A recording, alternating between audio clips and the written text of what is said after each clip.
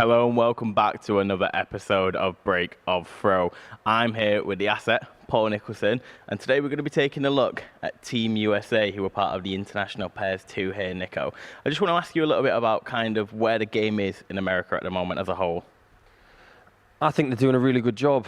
I've known Peter Cetera, who runs the championship darts circuit, and it was a really difficult job that he took on when they started the CDC, because they were at this critical point of, we've had a great history of American, Canadian dart players all the way back to the late 1970s.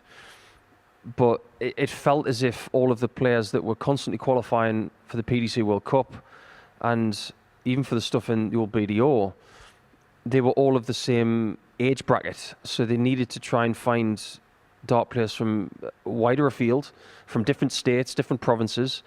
And they're doing a really good job of that. And I think the biggest injection for that circuit has been the introduction of Madison Square Garden. Las Vegas has been tried. It doesn't work as well as the East Coast. And speaking to some of my contacts over there, like Jeff Smith and some of the other people from America, they say the East Coast works a lot better. And I think that's been instrumental in where darts is going right now. So the signs are really good. Well, one of the most recognizable Americans we've seen in recent times is Alex Spellman. And we're going to start with his hockey position here, Nico. What stands out to you? It's fairly simple.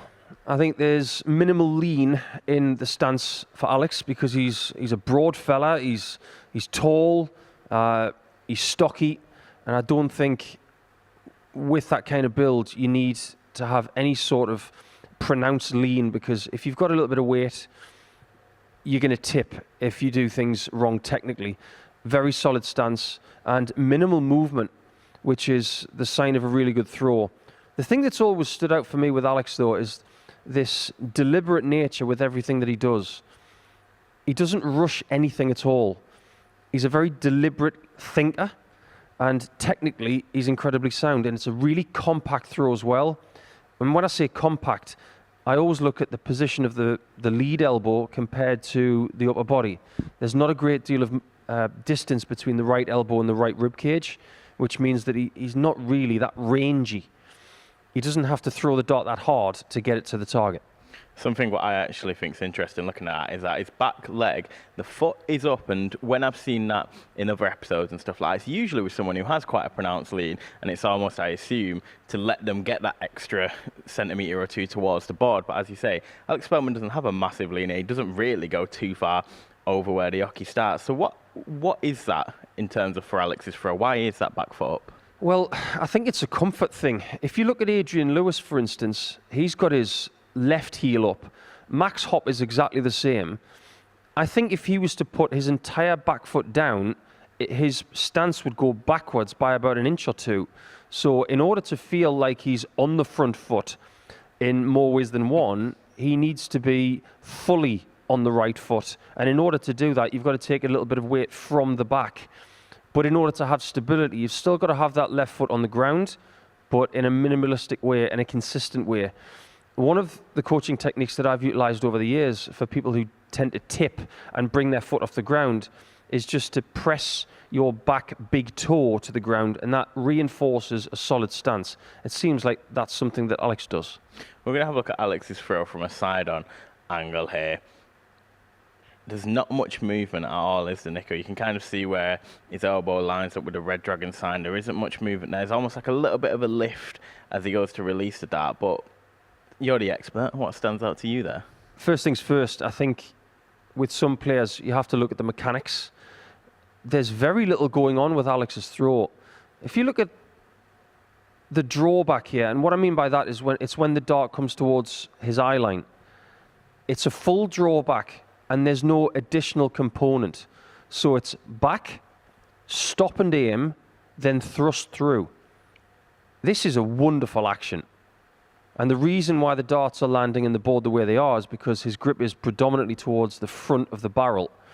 It's just a beautiful thing to watch. And yet again, there's nothing rushed here. It's all about a deliberate nature. Everything's got a process, and it befits the personality that Alex Spellman has.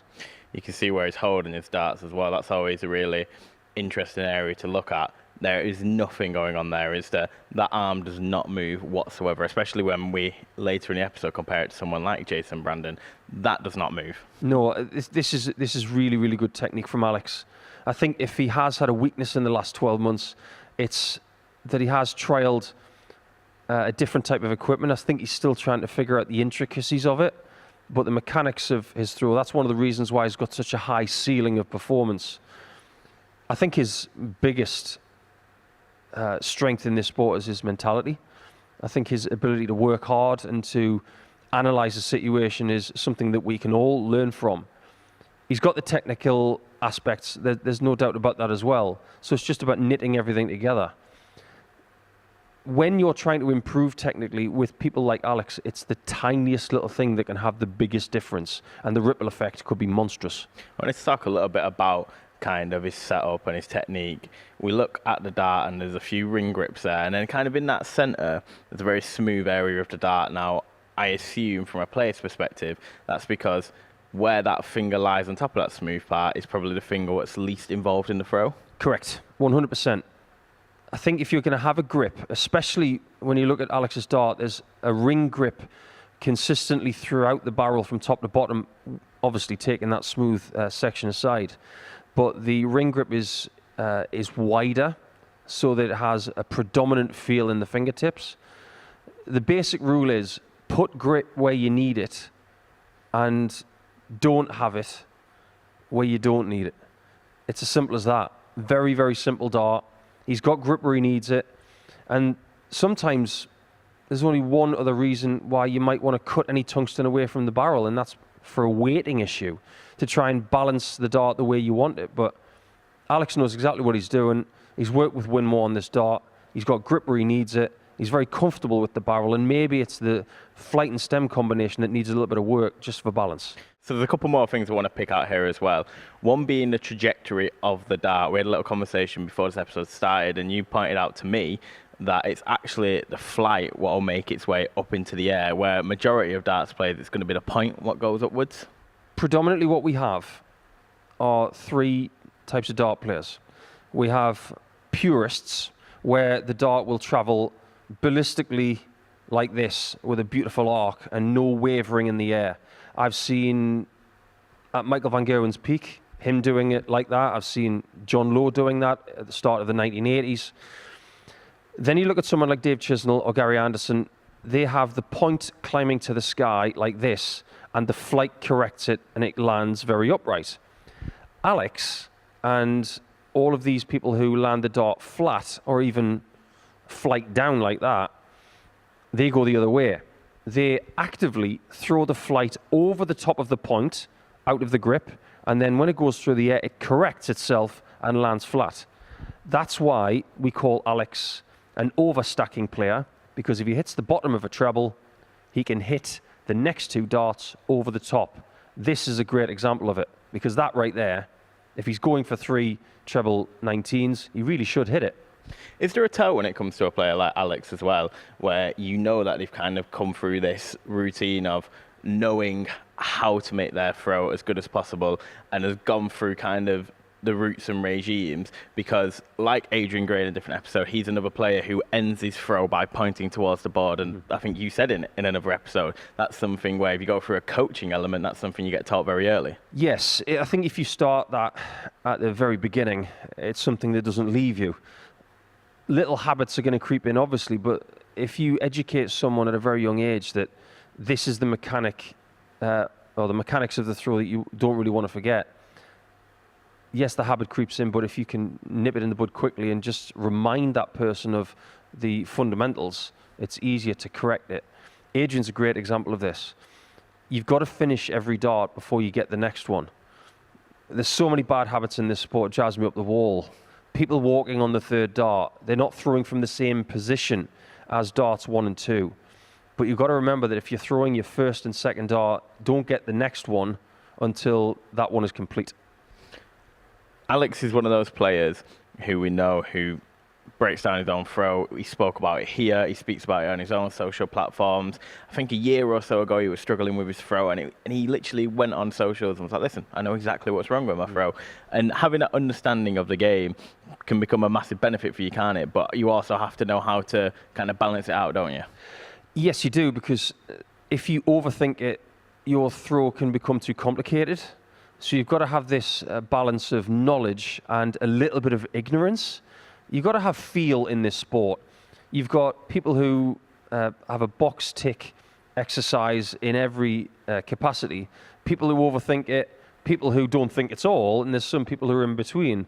I mean, if you think about Phil Taylor, for instance, he was so adept at figuring out the feel of what he needed. He was able to change flights, stems, barrels, even points at the early discussion of that, and everything had reasoning to it.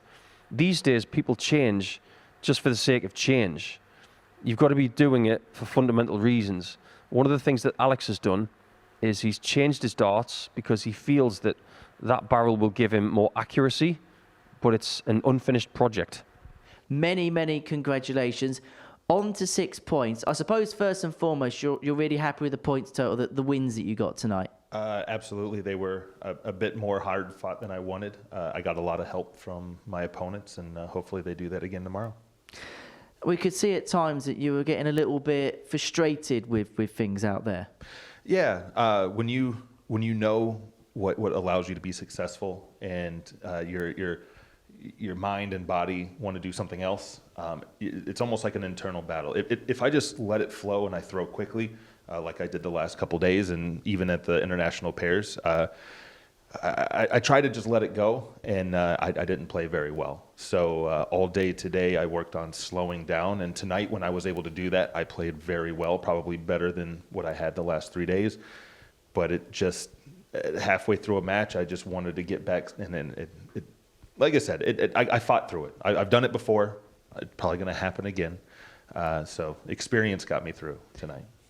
Is that process one of those where sometimes you've got to go through a little bit of pain to then get the end result in terms of what you really want to get back? Like the frustration, like there's no emotion behind it. It's like a slap to the head, like almost like a coaching thing, like, get it together kind of thing. And the frustration is, again, like you know what you need to be doing, you know what the problem is, but you just can't seem to stop your brain from trying to override it sometimes. But like I said, it's going to happen again in the future. Every dart player goes through their ups and downs, but I think the high-end players, we understand that happens, and we don't let it get. I mean, sometimes we let it get to us, but we know how to work through it. We know that there's going to be that dip, and there's that middle spot. And I tell the people I coach, I've never come out of a slump worse. If anything, I come out better because I'm back to my regular expected standard, but now I'm excited and like ready to go. So you get that little extra boost. I think it says a lot about players like Alex that we've not seen him at his best, but yet is finding different ways to win games. Yeah, and as Alex just mentioned, there were patches, throughout tonight where it was absolutely blistering. You didn't think he was going to miss a treble, miss a double target, but then just loses that pace, loses that rhythm that obviously is conducive to getting the best out of himself. And I think that's just where there has just been patches where you've allowed, it's timing, isn't it, in darts? I think it's the timing, and it was some of the misses that you had, they were punished. And I think that game against Brian Roman, Brian was solid, but I think there was just some mistimed things where he punished, because he was 4 out of 5 on the outer ring in that match against Duke. Yeah. I told him if that 9 would have gone, it would have been the most boring celebration ever, because it would have been out of frustration. The first 9 I ever hit was in a practice session after a terrible weekend, and I hit the 9, and it's almost like, really? Now you want to show up? Where was that?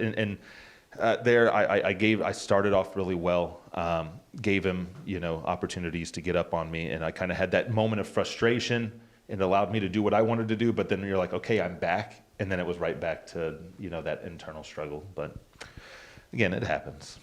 Because it's interesting because, we're having a look at Dart 8 there that doesn't quite go for you. But we've been mentioning on commentary this week that it's felt patchy at times. Like this leg and 11 darts are absolutely fine. And I think one thing that we've seen from you is when you're at full flow, these are the types of legs that you can reel off time after time after time. And I suppose for you, it's about working your way back towards that, isn't it? Right, and we're all, as dart players, we're always moving the goalposts. You know, me playing really poorly now is still way better than what I would ever shoot 4 or 5 years ago. So I have to, keep that in mind. But as you get better, you just have unrealistic expectations of yourself, but you have that because you've seen what you can do. And I've seen what I can do, and I know that I can do it for a long period of time. It's been about 1.5 years since I've done it, night in and night out, but it's coming back more and more. And so through that frustration, you see that it's happening more and more, and it makes it easier to just ignore the bad, get back to work, and it's right around the corner. It's really tough to do that in the U.S., but I've managed to make that work. During the week, I coach, and then during the weekends, I'm here. I'm playing darts. But I do have a process, and I do coaching a little bit different what they do over here. It's almost like I want them to become an engineer. I want them to figure out why things happen, why things don't happen. I mentioned in our tungsten talk that I almost want my people to become chefs. It's you take one little taste and I have too much of this, too little of that. But I also tell them knowing what's wrong and knowing what to do is different than actually being able to execute it every time.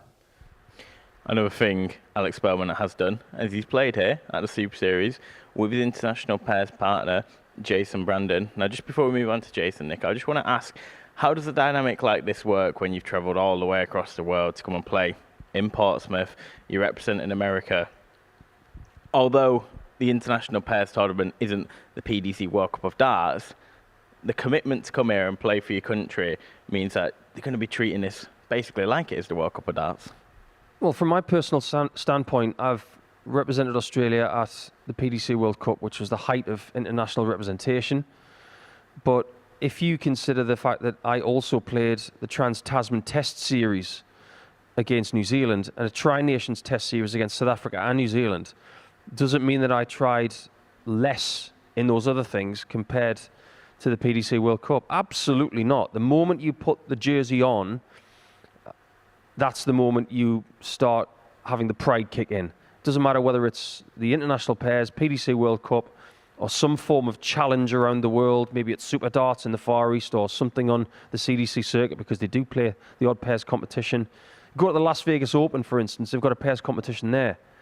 If you were to put the United States jerseys on, as simple as that, whether it's PDC World Cup, international pairs or not, you're still playing for your country, and that pride kicks in and everything's just as important. Well, stick with us, because after the break, we're going to be having a look at Jason Brandon.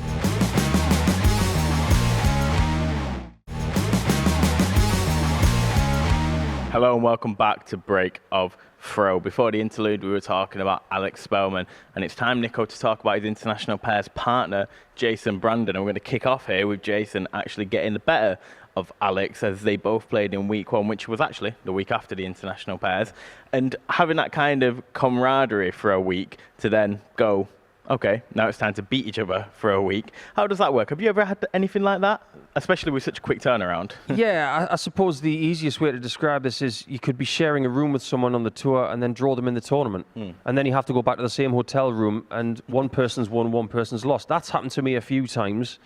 It's something that you just get used to. Darts predominantly is a single sport, so you have to go and beat your friends. You have to beat the people that you don't like as much, and the people in between that you don't even know. So these guys understand it. They're not greenhorns. They go out there, they're very, very experienced, and they know that sometimes you just got to get rid of your pals.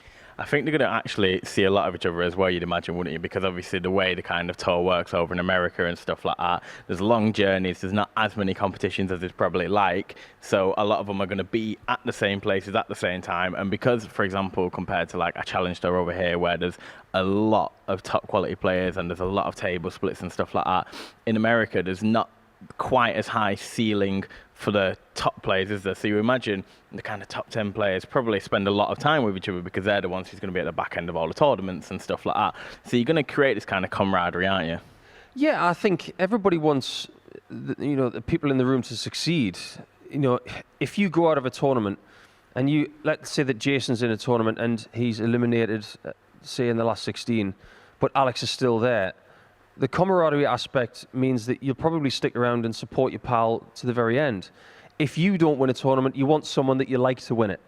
I always felt that way about Mark Webster when I was rooming with him 15 years ago.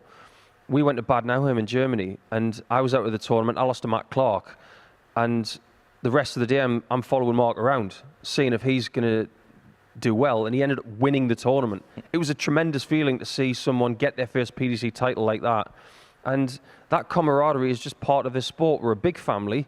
We ultimately want to beat each other up on the dartboard, but at the end of the day, we are still connected because of the sport. Exactly that. So we're going to take a look at Jason's hockey position here, Nico. It's very central. What else stands out to you? First thing that stands out for me is that he doesn't even look at the floor. So that's something maybe we take for granted. You go to some tournaments in America, they don't even have a raised hockey. So when he comes here, and it is a raised hockey, and I think we're spoilt because of what's behind us, he doesn't even look.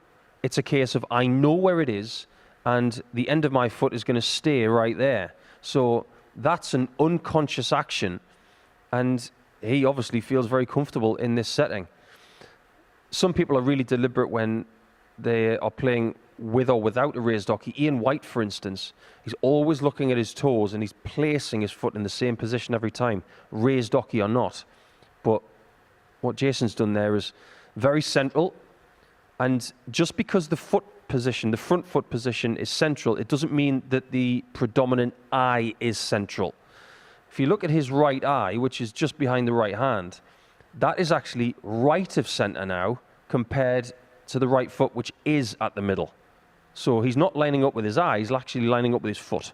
I actually found it really interesting what you were saying about the raised hockey. So if Jason's a player who goes and puts his foot against the hockey, starts to put pressure on it, a little bit of a lean, the hockey obviously pushes back to help that. What if he then goes to a competition, it doesn't have a raised hockey, he doesn't have anything to put pressure against? How do you adapt to that?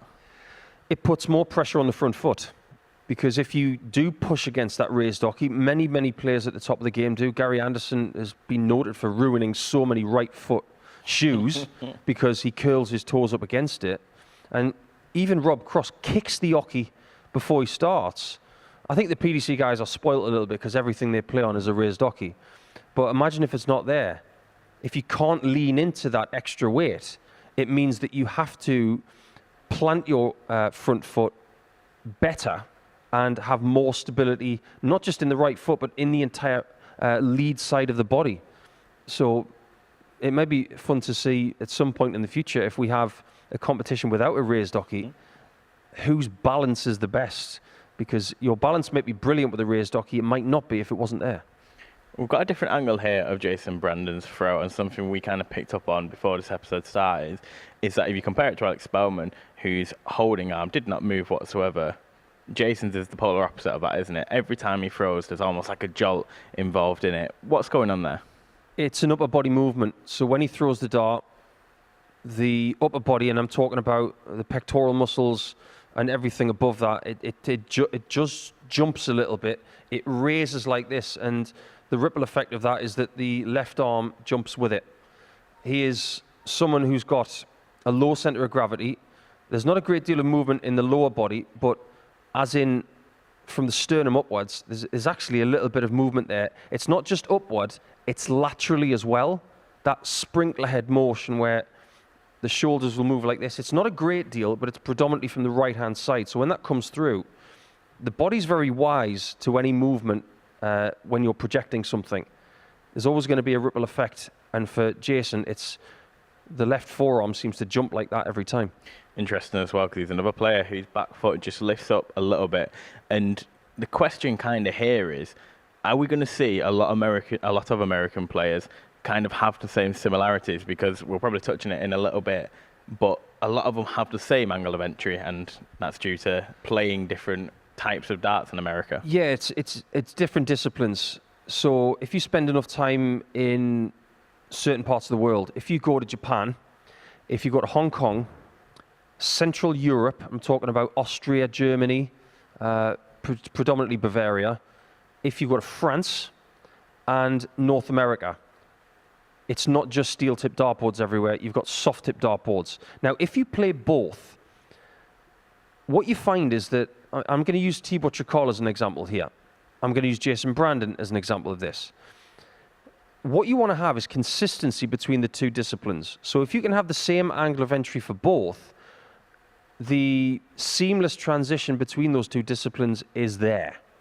Adrian Gray is another great example of this. When he plays steel tip darts, his darts land flat. When he plays soft tip, they're obviously going to land flat as well. So it will seem to him like visually everything's the same. Different sport, but very similar results. The person who bucks that trend is Paul Lim. When he plays soft tip, flat. When he plays steel tip, upright. Makes him a genius. Jason Brandon, flat both times. And that is to do with the fact that he's a good player at both disciplines. Yeah, we're going to take a look at his throw from a side-on position here. We can kind of see there, when he throws it, there's almost like a come-across action, isn't there? Do you want to explain that a little bit? Yeah, that's called a hook. So when he throws the dart, he is hooking his right hand to the left-hand side. So when he throws, he's not throwing down a direct line like this.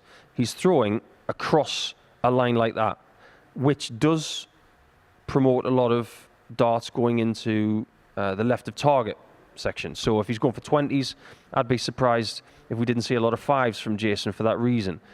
One of the main faults of something like that, and one of the ways to fix it, is that dart players are like everybody else on this planet. We're obsessed with what's next. What we want as dart players is we want to get the next dart. I would say that the best dart that Jason throws is his third one because he hasn't got another dart to get. So on darts 1 and 2, what he needs to do is complete first down the line, then go and get the next one after that. You wouldn't believe how much of a common fault this is. It's out there, and it's got to be nipped in the bud. Yeah, it's definitely interesting. And I think you can kind of see that, like you say, because that arm where he's holding the dart, it's a lot further up, isn't it? And to be honest, the conversation we've had a lot on this series is a lot of people don't think about that arm, and potentially when it comes to something like this, it might be worth thinking about. A lot of players probably won't affect them, especially if it's kind of down there, but I think one thing we picked up on in a different episode is like you would imagine a faster player is always going to keep that arm just a little bit higher because if they've got the mentality, I think Michael Smith said it, he wants to get on the hockey and then get off it as quick as possible. So if for every half second having it up here helps, that means that across a day, across a year, he's saving a lot of time not being on the hockey. I think we need a bit of patience here. Throwing darts is not exactly the slowest thing in the world. But if you do lower the non-throwing hand, you could have an effect of I'm throwing the dart more deliberately, and then if I go and get it from a lower position, it means that I'm throwing on a better line. These are the kind of things that darts coaches these days are looking at. They're looking at small improvements for world-class players so they can get that magical 3%. That's what every player at this level is looking for. If you're out there looking for 10%, yeah, good luck with that. We're talking about 3% for people at this level. That could take you from this place to the PDC Pro Tour. And a little improvement for Jason Brandon could take him a long way. I actually wanted to talk about the Pro Tour in relation to American players. So there's probably a lot of players within the UK and Europe, more specifically the UK because of where the tournaments are based, who will go to Q School and they'll have kind of a plan in their head, listen, if I get my tour card, I'll go do this, this and this. And then when they get the tour card, it's a little bit of, you know, getting used to, but it's not a massive shift in terms of a lot of players, if they're already in the UK, probably won't look to relocate. But when you're an American and you go over to European Q School, for example, you've probably got to know already exactly what you'd do if you got a tour card because, correct me if I'm wrong, but I can't imagine there's many players who would then opt to still stay in America or Canada after getting a tour card. So if you're a player like Alex Spellman, Jason Brandon, and a countless of like world-class players from that area, would you say you have to have a plan in place before you even think about going to Q School, let alone getting a card? It's not one of those suck it and see situations. I think in your own mind, you've got to have two plans, plan A, plan B. Plan A obviously is getting a tour card, and players like Jason, players from Canada and further afield, I'm sure Damon Heta knew in 2020 what he was going to do if he got a tour card in Wigan. He knew that he was going to relocate. And if he didn't, probably going to go back to the DPA Tour in Australia. It turns out that he won the card. He's been here ever since, and we are very grateful that he has been here.